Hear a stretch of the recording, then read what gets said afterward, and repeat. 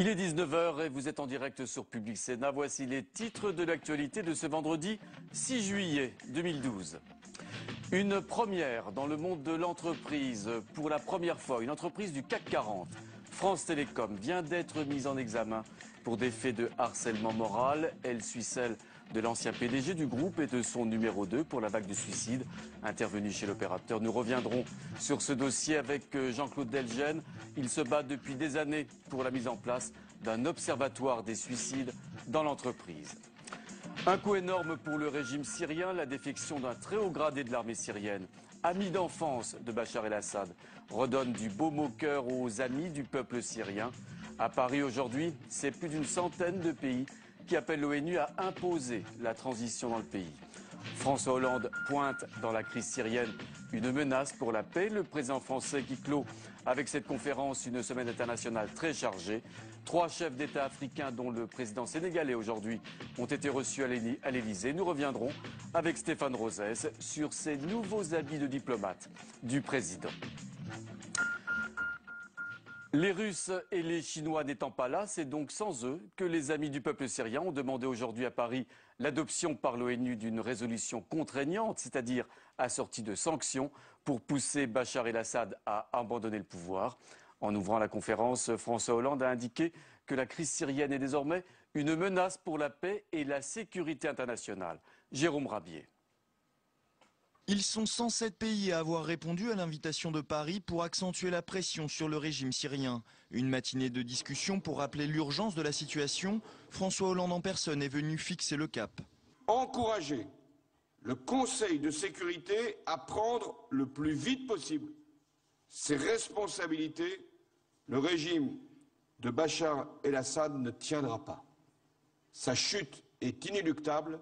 La Chine et la Russie, grands absents du jour, ont été vivement critiqués. Hillary Clinton les accusant même de bloquer la transition démocratique en soutenant Bachar el-Assad. Les opposants syriens ont été vivement salués et seront désormais davantage soutenus, une des seules décisions concrètes du jour. Certains des participants, c'est le cas notamment de la France, ont procuré aux opposants des moyens améliorés de communication pour qu'il n'y ait pas de possibilité pour le régime de filtrer ces communications. Une victoire pour l'opposition au régime, même s'il demande d'aller plus vite dans les sanctions à l'encontre de la Syrie. À mon avis, c'est un tournant décisif. On a jusqu'à maintenant, depuis janvier jusqu'à juillet, on a eu plusieurs réunions des amis de la Syrie. Et comme je disais plus tôt, on y allait crescendo. Je crois que maintenant, on va y aller à pleine vitesse. L'optimisme affiché ne fait pas oublier les difficultés à venir. D'autres rencontres sont d'ores et déjà prévues. La prochaine se tiendra au Maroc. Une confirmation que la réunion du jour ne mettra pas fin à elle seule à 16 mois de conflit sanglant en Syrie. Et puis la Libye cette fois, où auront lieu demain les premières élections législatives depuis la chute de Mouammar Kadhafi. 200 sièges sont à pourvoir. En l'absence de sondage, les pronostics sont très hasardeux. Les islamistes comme les radicaux se disent confiants dans leur victoire. Semaine africaine pour François Hollande, après le Gabonais Ali Bongo hier et le Guinéen Alpha Condé en début de semaine. Le président français s'est entretenu aujourd'hui avec Macky Sall, le nouveau président du Sénégal. Des rencontres sur lesquelles pourrait s'appuyer le chef de l'État pour redéfinir les relations avec le continent africain et en finir avec ce qu'on appelle la France-Afrique. Mounir Soussi. Alpha Condé, Ali Bongo, Macky Sall. En l'espace d'une semaine, le perron de l'Elysée a vu défiler 3 chefs d'État africains. Premier contact avec François Hollande pour les présidents guinéens, gabonais et sénégalais. Leur venue à Paris est déjà le signe d'un changement de style. Il ne fait plus ce geste somptueux qui consiste à faire une tournée africaine comme l'ont fait les autres présidents qui l'ont précédé. Pour prendre ses distances avec l'héritage de la France-Afrique, François Hollande a confié les questions africaines au ministère des Affaires étrangères. Une évolution quand tous les présidents de la Ve République pilotaient directement de l'Elysée la politique africaine. Une prise de distance loin d'être une rupture tant les enjeux économiques demeurent. C'est des intérêts essentiellement, je dirais, énergétiques, donc c'est uranium et pétrole. Elle a perdu beaucoup de terrain ailleurs, hein, sur les infrastructures, le bâtiment, le BTP, c'est la Chine hein, aujourd'hui qui a pris tout le marché. L'implantation massive des puissances émergentes redistribue les cartes. Le rapport de force tend à s'inverser entre la France et l'Afrique, au moment où Paris a besoin de ses alliés sur le continent pour gérer la crise au Sahel et négocier la libération de ses ressortissants pris en otage. Bonsoir Stéphane Rosès. Une activité diplomatique donc intense pour le chef de l'État, une semaine africaine, on vient de le voir. Et cette réunion aujourd'hui avec les amis de la Syrie, avant c'était le sommet européen qui remplissait l'agenda du président Hollande. Quelle différence faites-vous entre le diplomate Hollande et le diplomate Sarkozy? Vous savez, en matière de diplomatie, il y a rarement des ruptures, il y a des inflexions. Il n'y a pas de rupture parce que chaque nation a des intérêts qui sont relativement constants dans le monde. Et comme disait François Hollande au Bourget, chaque nation a une âme, la nôtre est universaliste et elle est volontiers dans l'ingérence. Donc ça, c'est l'élément de stabilité. L'inflexion, elle est liée à la fois aux personnes et aux conceptions. La question des personnes du style est très importante. Nicolas Sarkozy mettait volontiers en avant la question du moi, de la communication. Il communiquait en agissant ou même avant d'agir avec des effets d'annonce. Et sa conception était celle plutôt de la nation. Son entourage était tel. Ce qui fait que c'était un joueur d'échecs sur la scène internationale. Quand les crises étaient là, il mettait en avant la France et la France devait entraîner. François Hollande, c'est un médiateur. Il joue plus ce collectif, il joue la constance, il joue la discrétion.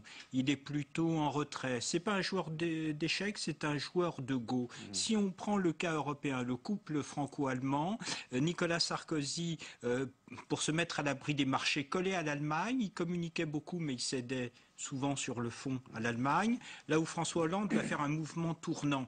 Il va utiliser nos amis allemands, italiens, il sera au milieu du dispositif et finalement ça se sera révélé plus efficace pour faire bouger l'Allemagne. Alors il y a eu cette petite phrase qui a été révélée par la presse où l'on apprenait que François Hollande s'étonnait que la politique étrangère internationale puisse prendre autant de place dans ses activités, dans ses agendas. Il s'en étonnait même, une découverte pour lui finalement. Oui, l'étonnement étonne et à la fois il est compréhensible. Il étonne parce qu'on a toujours dit que la politique étrangère était le domaine réservé du président de la République et qu'il y a un lien notamment entre le front extérieur de réorientation de l'Europe et de redressement intérieur de la France. Mais il y a une autre raison, c'est que lors de la présidentielle, même si l'Europe était dans les têtes, les Français parlaient la France, la France, la France. En 2007, quand pour les Français l'Europe n'est plus la France en grand, les Français renationalisent le souhaitable. Mais ça ne veut pas dire qu'ils ne soient pas conscients de l'interdépendance qu'il y a entre le front extérieur de la France et le front intérieur du redressement. Et c'est évidemment François Hollande qui s'y colle, laissant Jean-Marc Ayrault plutôt sur le front intérieur. Merci beaucoup Stéphane Rosès. La décision a été prise hier, mais continue de susciter de nombreuses réactions. En décidant de ne plus faire d'un séjour irrégulier d'un étranger un motif de garde à vue, la Cour de cassation satisfait les associations, mais fait grincer des dents les représentants policiers. Manuel Valls, de son côté, promet une nouvelle loi, tout en expliquant que l'éloignement des étrangers en situation irrégulière, c'est-à-dire les sans-papiers, doit rester la règle. Sandra Cerquera. La Cour de cassation met fin à une pratique qui durait depuis 74 ans. La mise en garde à vue de tout étranger en situation irrégulière pour un simple contrôle d'identité. Une décision imposée par le droit européen parce qu'une telle pratique de la garde à vue n'était plus légale. Il y a un détournement de procédure, c'est-à-dire qu'aujourd'hui, la police utilise la garde à vue pour éloigner des étrangers en situation irrégulière. On utilise une procédure qui est judiciaire ou pénale pour la mise en œuvre d'une procédure administrative. Donc c'est ce que vient de condamner la Cour de cassation. Les forces de l'ordre utiliseront désormais une autre procédure, la vérification d'identité applicable à tous. Sa durée est limitée à 4 heures, ce qui implique que la décision administrative, reconduite ou placement en rétention par exemple, doit être prise dans ce laps de temps. Insuffisant, estiment certains syndicats de police. 4 heures, c'est un délai extrêmement court qui ne nous permettra souvent pas de pouvoir récupérer les documents administratifs nécessaires pour pouvoir faire avancer la procédure. Donc nécessairement, un certain nombre de dossiers resteront en souffrance, ne pourront pas être traités dans le délai imparti. Le ministre de l'Intérieur, Manuel Valls, a fait savoir qu'une loi visant à améliorer la procédure serait présenté au Parlement à la rentrée, sans donner plus de détails pour l'instant. C'est une idée qui taraude les pouvoirs publics depuis que les écrans informatiques sont capables de diffuser des émissions de télévision. Alors, l'idée de taxer d'une manière ou d'une autre ces écrans qui envahissent notre quotidien est bien dans l'air du temps, même si hier, Jérôme Cahuzac, le ministre du Budget, récusait l'idée d'Aurélie Filippetti, son homologue à la culture, qui évoquait de son côté une éventuelle extension de la redevance aux ordinateurs. Elisa Bertolomé. Des recettes estimées à 15 millions d'euros par Bercy, 50 millions d'euros par des parlementaires. La redevance ordinateur permettrait de renflouer les caisses de l'audiovisuel public. Une goutte d'eau regarde les 3,22 milliards d'euros de la redevance télé et une aberration pour les associations de consommateurs. Pour nous, il n'y a aucune comparaison entre ce qui se passe sur un écran de télévision et ce qui se passe sur un écran d'ordinateur. Simplement, parce qu'il y a deux univers et deux modèles économiques différents. Par exemple, lorsqu'un consommateur regarde sa télévision sur son ordinateur et que ça passe par les flux Internet, c'est généralement de la catch-up TV, où il y a la publicité et où il y a un modèle économique autour. Donc il y a déjà rémunération. Une rémunération certes, mais pas suffisante. Il manquerait près de 35 millions d'euros à l'audiovisuel public.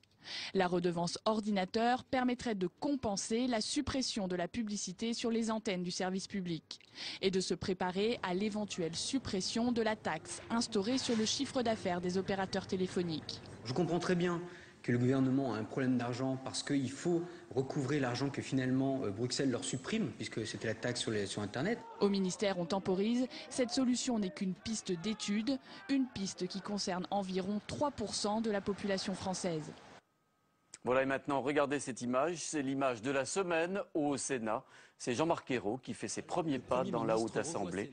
L'ancien député, pétri bien sûr de la culture du Palais Bourbon, avait pour cette occasion un guide de choix. En la présence, vous voyez, de Jean-Pierre Bel, le président du Sénat. Le Premier ministre, venu évoquer sa feuille de route politique pour les mois à venir, n'a pas caché une certaine émotion à intervenir dans l'ancien palais de Marie de Médicis. Écoutez le Premier ministre. Mesdames, Messieurs les sénateurs, je suis heureux d'abord de vous saluer. Je dois dire que pour moi c'est assez impressionnant, c'est la première fois que je parle devant cette haute assemblée. Bonsoir Tam Tranui. Bonsoir Pierre-Henri. On vient de voir ces images, le Premier ministre à la tribune du Palais du Luxembourg, dans son hémicycle. Ça se passait mercredi. Oui, mais la veille, on avait déjà entendu la voix du gouvernement dans un hémicycle archi-comble par l'intermédiaire de Laurent Fabius, pendant que Jean-Marc Ayrault prononçait à l'Assemblée son discours de politique générale. Le ministre des Affaires étrangères et numéro 2 du gouvernement a fait la même allocution, normalement mot pour mot, au Sénat. Cette déclaration s'est effectuée dans une ambiance très houleuse et ça c'est vraiment inhabituel à la Haute Assemblée où l'on préfère généralement les débats feutrés et au moins courtois. Résultat, l'hémicycle a pris des airs de salle de classe dissipée. On va dire que c'est normal que les vacances arrivent et il y a eu quelques rappels à l'ordre. Je vous laisse apprécier. Les PME sur... Madame, nous avons noté que vous étiez présente.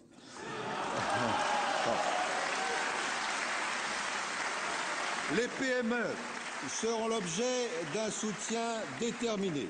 Madame, permettez-moi de vous dire, le Sénat est cité souvent pour sa courtoisie et le respect des autres.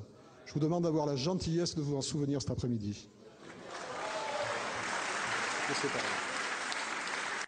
Ces reproches s'adressent à Sophie Joissains, la sénatrice UMP du Bouches-du-Rhône.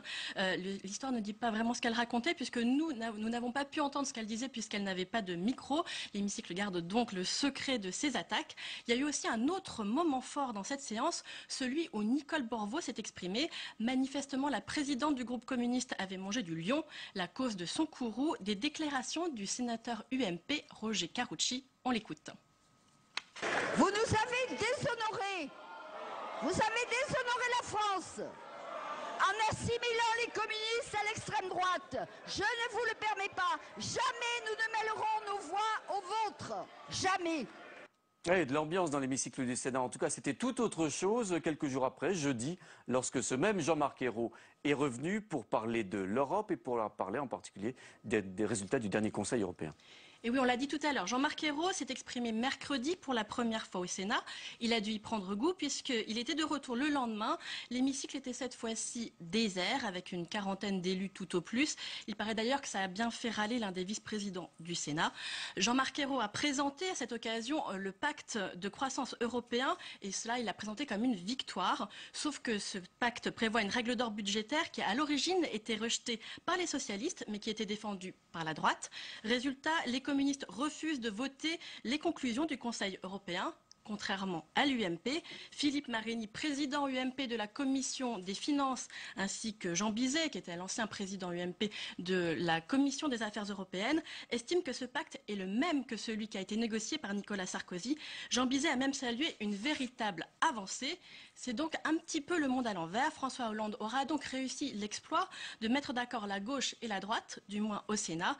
Décidément une assemblée atypique, rattrapée malgré quelques échanges musclés par sa nature consensuelle et courtoise. Et puis bien entendu, Tam, le Sénat va continuer ses travaux. On va parler budget dans les jours et les semaines à venir, bien sûr. Tout à fait. Merci beaucoup de votre visite, Tam. À la semaine prochaine. Entre 2008 et 2009, il y a eu 35 suicides à France Télécom. De 2006 à 2008, l'entreprise avait supprimé 22 000 postes et procédé à 10 000 changements de métier. On apprenait hier la mise en examen de l'ancien PDG du groupe, Didier Lombard, pour harcèlement moral. Aujourd'hui, c'est le numéro 2 de l'entreprise, Louis-Pierre Venn, qui a été mis en examen pour des motifs identiques. Et on apprenait, il y a une petite heure à peine, la mise en examen de l'entreprise elle-même, en tant que personne morale, pour ces mêmes faits d'harcèlement moral. Le point sur ce dossier avec Nathalie Gulloire. Juridiquement, c'est une première. L'ex-PDG Didier Lombard, 2 ex-dirigeants et l'entreprise France Télécom sont mis en examen pour harcèlement moral. Après 2 années d'attente, c'est inespéré pour les syndicats, mais le combat est loin d'être fini. On espère que ça ira encore plus loin, parce que l'inculpation, la mise en examen des 3 dirigeants de l'époque, c'est une chose, c'est quelque part un peu inespéré, puisqu'il y avait la première étape que la plainte soit instruite, ensuite que des mises en examen puissent avoir lieu. Après, il faut qu'il y ait un procès. En cas de procès, la situation en effet serait inédite. Didier Lombard risque la prison et l'affaire pourrait faire jurisprudence. C'est la première fois, à ma connaissance en tout cas, qu'une organisation syndicale attaque sur la base du harcèlement moral, managérial, collectif, c'est-à-dire en raison de la politique mise en œuvre par France Télécom.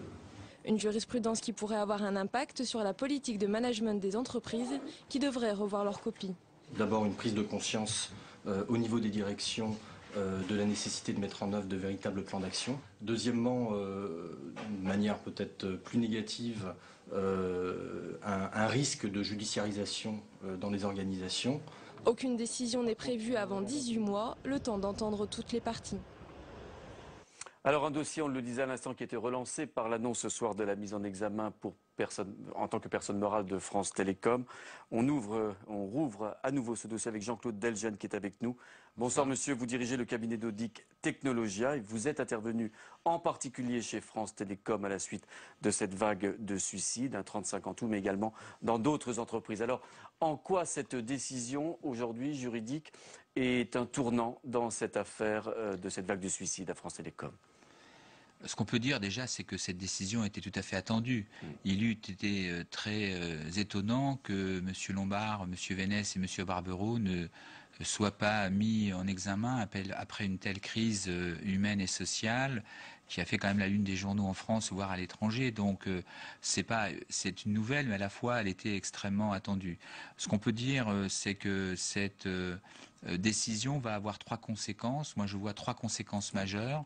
La première conséquence, c'est que elle va avoir comme impact de remettre sur le devant de la scène la problématique dite des risques psychosociaux, de la qualité de vie au travail. Dans l'entreprise. Dans l'entreprise, puisque en fait, si vous voulez, au cours des derniers mois, ce que je sentais moi au sein de mes missions, c'est que cette problématique était reléguée en arrière-plan en raison de la crise, en raison, je dirais, des problèmes auxquels ont à faire face les entreprises. Donc, et là, elle apparaît de nouveau en pleine lumière. Elle va apparaître en première lumière parce qu'on voit bien qu'avec une telle décision, je dirais une grande entreprise française, un capitaine, je dirais, du CAC 40 peut être rattrapé par ces affaires de désagrégation du climat social ou des conditions de travail. Donc ça, c'est la première conséquence. conséquence. La deuxième conséquence, c'est que elle va obliger les entreprises à mettre en place des plans réels. Puisque, comme vous le savez, l'entreprise a une obligation de résultat en matière de santé et sécurité au travail. Donc l'entreprise va être obligée de se coltiner la réalité de ces désagréments sociaux avec, peut-être une récurrence dans le temps, puisque cette problématique qui a été ouverte en 2005, 2006, 2007 avec les grandes crises, y compris dans l'automobile, on voit bien qu'elle dure, on ne peut pas en faire l'économie, il faut vraiment traiter les facteurs à l'origine des problèmes. Mais il existe déjà des structures internes aux entreprises en matière d'hygiène et de conditions de travail. Oui, les CHSCT, bien entendu. D'ailleurs, nous sommes, y compris experts CHSCT, mais encore une fois, tout dépend de la gouvernance de l'entreprise. C'est-à-dire, dans l'entreprise, vous avez le top management et vous avez le management intermédiaire. La décision, elle doit être prise au top management. Il faut que le top management se coltine ces problèmes. Aujourd'hui, avec cette décision, on peut dire que c'est un pas en avant. Et le troisième effet, c'est effectivement la jurisprudence qui se durcit encore. Et effectivement, là, on monte d'un cran parce que c'est la première fois qu'une telle décision est prise. Et bon, on peut en attendre aussi des retombées positives. D'autant que d'autres entreprises sont concernées par ce type de phénomène. Je pense à la Poste en particulier, où vous êtes vous-même intervenu, et ou d'autres entreprises comme Jeffco, par exemple, à Bordeaux. Tout à fait. Tout à fait, en sachant, moi je ne veux pas trop parler des dossiers sur lesquels j'interviens, mais effectivement, il y a un certain nombre d'entreprises qui sont aujourd'hui dans une situation où, si vous voulez, le débat de la réparation est cannibalisé par le débat de la prévention. Et dans une entreprise, vous avez deux débats. On prévient, ou si on n'arrive pas à prévenir, à un moment donné, il faut réparer. Et aujourd'hui, un certain nombre d'entreprises qui ont été un peu dans la négation des problèmes sont obligées de réparer et donc sont poursuivies.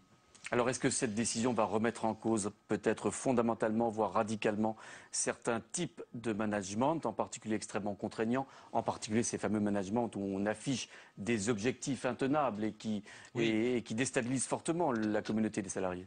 Cette décision, ajoutée à toutes celles qui ont été prises, on n'a pas le temps au cours d'une émission comme ça de les traiter, mais on voit bien que, la justice est en train de dresser en fait en creux une attente au niveau managérial qui est faite de respect, qui est faite d'humanité, voire de fraternité, qui est faite, de conditions matérielles pour permettre aux salariés de s'épanouir, de créer, parce que en fait des salariés heureux, ce sont effectivement des salariés productifs. Alors finalement, on sait peu de choses sur les phénomènes de suicide au travail. Vous les estimez à combien sur l'ensemble du territoire aujourd'hui? On les estime à 12 000, en sachant que ce ne sont pas tous liés au travail. Attention, il y a 240 000 tentatives de suicide chaque année en France, ce qui est énorme. Sur ces 240 000 tentatives de suicide, nous avons 11 à 12 000 suicides aboutis. C'est le terme consacré. Ce qu'il faut comprendre, c'est que sur ces 240 000 tentatives de suicide, on considère que chaque personne est en contact avec une quarantaine d'autres personnes. Donc vous avez entre 3 et 4 millions de personnes qui sont touchées directement par la crise suicidaire. Or, le suicide est un tueur social. C'est-à-dire que quand quelqu'un tente de se donner la mort ou se donne la mort, il renvoie une solution à des gens qui eux-mêmes peuvent être en difficulté, en fragilité. Dans le cadre du travail, bien sûr. Dans le travail ou ailleurs, il y a des familles qui se suicident plus que d'autres, il y a des régions qui se suicident plus que d'autres, des professions plus que d'autres. Donc, en fait, le suicide peut inciter au passage à l'acte. Donc, il est très important de faire de la prévention pour éviter cet effet d'incitation ou cet effet de récidive. Un deuxième chiffre très important. Sur les 11 à 12 000 morts chaque année en France, on ne le sait pas, mais 35 à 40% de ceux qui se sont donné la mort ainsi ont déjà fait une précédente tentative.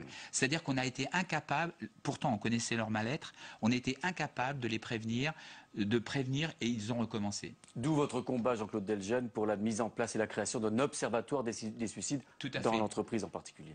Non, au niveau national, et pour traiter un problème de santé publique et un problème de santé au travail.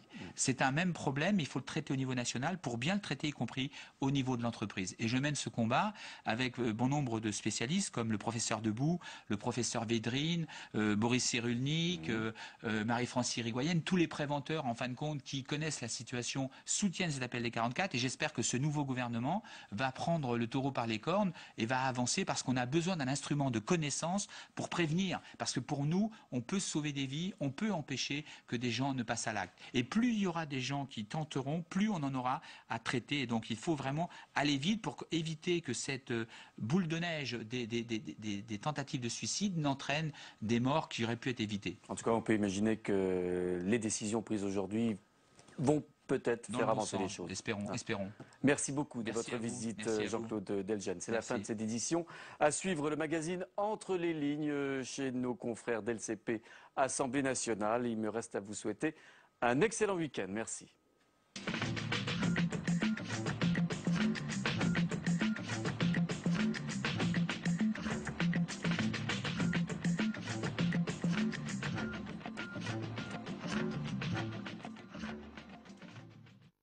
Et si l'espace était une solution à nos problèmes, à la crise, au chômage, à la grisaille, si l'espace nous faisait à nouveau rêver et nous offrait en même temps de nouveaux terrains de développement. Eh bien, c'est de cela dont on va parler cette semaine sur Public Sénat avec un débat bien sûr et un documentaire sur l'épopée du lanceur Soyouz, celui qu'on a surnommé le camion de l'espace. Benoît Duquesne présente Le Débat, samedi à 23h sur Public Sénat.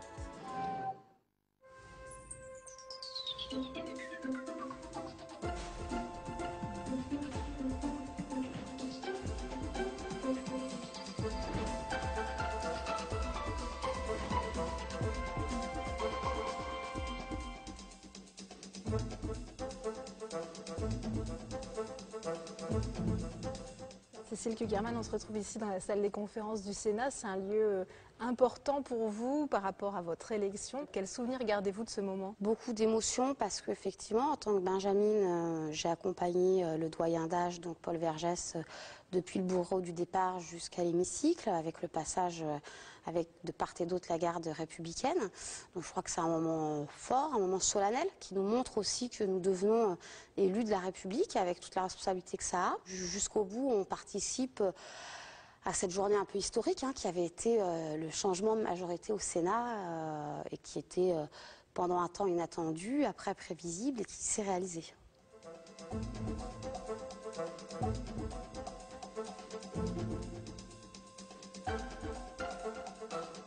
Merci de nous accueillir dans votre bureau. Alors, comment êtes-vous passée de professeure d'histoire-géographie à sénatrice? Je ne me suis jamais projetée pour avoir cet objectif politique.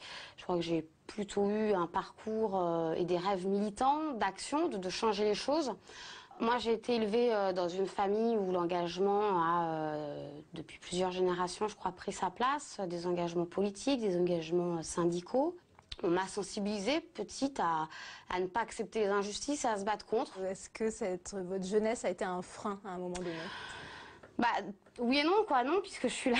Donc je crois que ça n'a pas été un frein. En tout cas, moi, je sais que dans mon département, de la part de l'ensemble des élus locaux, ça a plutôt été aussi reconnu et valorisé. Je crois qu'ils sont fiers d'avoir une sénatrice qui soit la plus jeune. C'est aussi parfois difficile, je crois, d'être jeune en politique parce que sa vie, ses rythmes de vie sont pas forcément les mêmes qu'à d'autres âges et du coup la conciliation des temps est pas toujours évidente. Je suis mère de famille, j'entends le rester à temps plein et donc effectivement il y a des fois où il faut faire des choix. Est-ce qu'il y a des choses archaïques qui vous ont choqué quand vous êtes arrivée au Sénat? Je crois que c'est une assemblée qui a besoin d'être rajeunie, comme l'ensemble de nos institutions. Tout d'abord, je crois qu'on a des institutions qu'il faut faire évoluer. Je pense qu'on doit pouvoir organiser des débats où même en période budgétaire, on n'est pas obligé de se réunir le samedi et le dimanche. Donc voilà, soit on est effectivement dévoué corps et âme à l'institution et on ne fonctionne que pour elle, soit on accepte aussi que derrière, tout autant élus que nous sommes, ce sont aussi des femmes, des hommes, qui ont aussi des vies et qui ont besoin de s'organiser, de s'anticiper. D'ailleurs, quand on voit dans beaucoup d'autres pays, ils fonctionnent tout aussi bien avec des fonctionnements plus simples, plus allégés. peut-être à s'appuyer aussi plus sur les nouvelles technologies. Moi, par exemple, j'ai été très surprise. Rien n'est prévu autour de la visioconférence, alors qu'on a un grand nombre à venir quand même de province. Et puis, je pense que oui, il y a des choses à faire bouger. Il y a des... Bon, on sait tous qu'il y a des codes vestimentaires aujourd'hui. Je pense qu'on pourrait quand même s'en passer. Voilà, j'aurais des collègues hommes qui arriveraient sans cravate et des femmes qui arriveraient en débardeur ou en jean, ça ne me gênerait pas. Avoir des élus, finalement... plus proches dans leur façon d'être des gens, c'est aussi réconcilier les Français avec la politique.